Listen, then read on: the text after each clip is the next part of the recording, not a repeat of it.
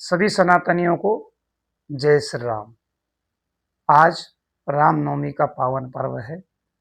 भगवान राम के अवतरण दिवस की सभी को हार्दिक हार्दिक शुभकामनाएं।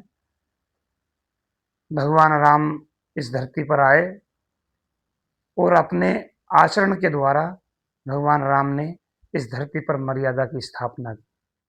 भगवान श्री राम को मर्यादा पुरुषोत्तम श्री राम कहा जाता है, क्योंकि भगवान राम जैसा आदर्श पुत्र नहीं हो सकता, भगवान राम जैसा आदर्श भाई नहीं हो सकता, भगवान राम जैसा आदर्श पति नहीं हो सकता, भगवान राम जैसा आदर्श मित्र नहीं होता।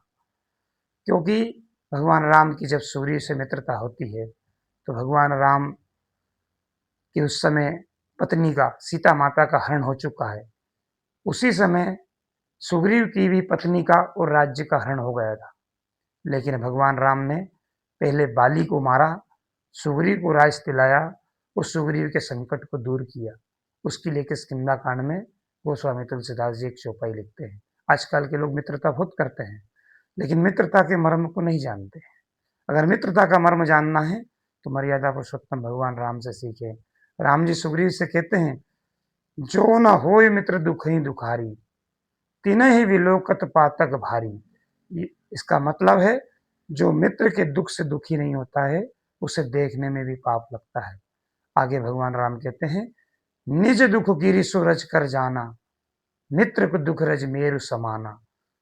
इसका तात्पर्य है कि स्वयं का दुख यदि पहाड़ के समान है तो उसे धूल के समान समझना चाहिए, और मित्र का जो दुख है वो अगर राई के बराबर भी है तो उसे पहाड़ के समान समझकर पहले मित्र के दुख को दूर करना चाहिए। ये एक आदर्श राम ने मित्रता का एक पैमाना तय किया है। ऐसे मर्यादा पुरुषोत्तम भगवान श्री राम है। भगवान राम का जन्म 9वीं तिथि को हुआ है। समस्त तिथियों में एक अंक में 9वीं जो तिथि है वह पूर्ण तिथि है। उसके बाद अगर कोई तिथि आती है तो दहाई के अंक में आती है। आप सब लोगों को 9 का पहाड़ा आता होगा। 9 के पहाड़े में 9 एकम 9, उसका जोड़ आता है 9, 9 दूनी 18, 8 और 1 9, 9 तिया 27, 2 और 7 9, 9 चौके 36, 3 और 6 9, 9 5 45, 4 और 5 9, 9 चौके 54, 5 और 4 9, 9 छक 9 7 63, 6 और 3 9, 9 8 72, 7 और 2 9, नमा नमा 81, 8 और 1 9, 9 दाम 90, 9 और 0 9। जबकि दूसरा आप कोई सा भी पहाड़ा बोलेंगे, 4 का बोलेंगे तो 4 एकम 4, 4 दूना 8, तो 8 का जोड़ 4 से ऊपर है, 4 तिरी 12, 2 और 1 3, 4 नहीं आ रहा है, किसी भी पहाड़े में नहीं आएगा। 9 अपने आप में पूर्ण तिथि है।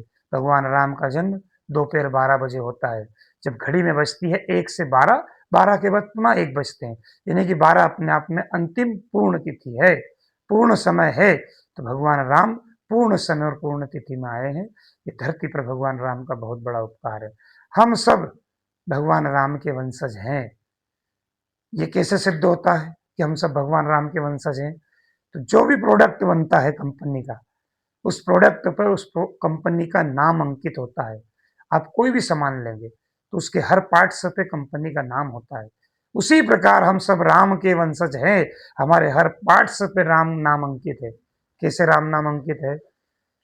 तो सबसे नीचे हमारे नख है। नख कितने अक्षर का नाम है? 2। उसके बाद पैर कितने अक्षर का है? 2। पंजा कितने अक्षर का? 2। जांग कितने अक्षर की? 2। पेट कितने अक्षर का?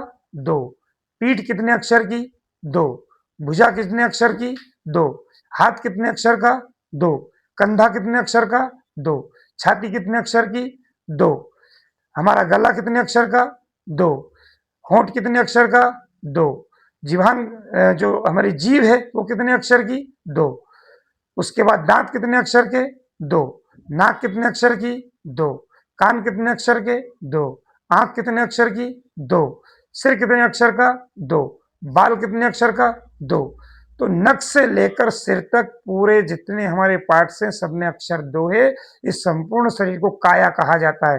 काया में भी 2 अक्षर है। और भगवान राम के नाम में कितने अक्षर है? 2 अक्षर है। तो राम के नाम में भी 2 अक्षर है, संपूर्ण शरीर के प्रत्येक अंग के नाम में भी 2 अक्षर हैं। इसलिए हम सब भगवान राम के वंशज, भगवान राम के बनाए हैं। ये पूरा हमारे प्रत्येक अंग पर राम नाम की सील लगी हुई है। इसलिए हम सब सनातनियों को भगवान राम पर बहुत बहुत बहुत श्रद्धा होनी चाहिए। पुनः पुनः सभी को रामनवमी, राम जन्मोत्सव की हार्दिक हार्दिक शुभकामना। जय जय श्री राम।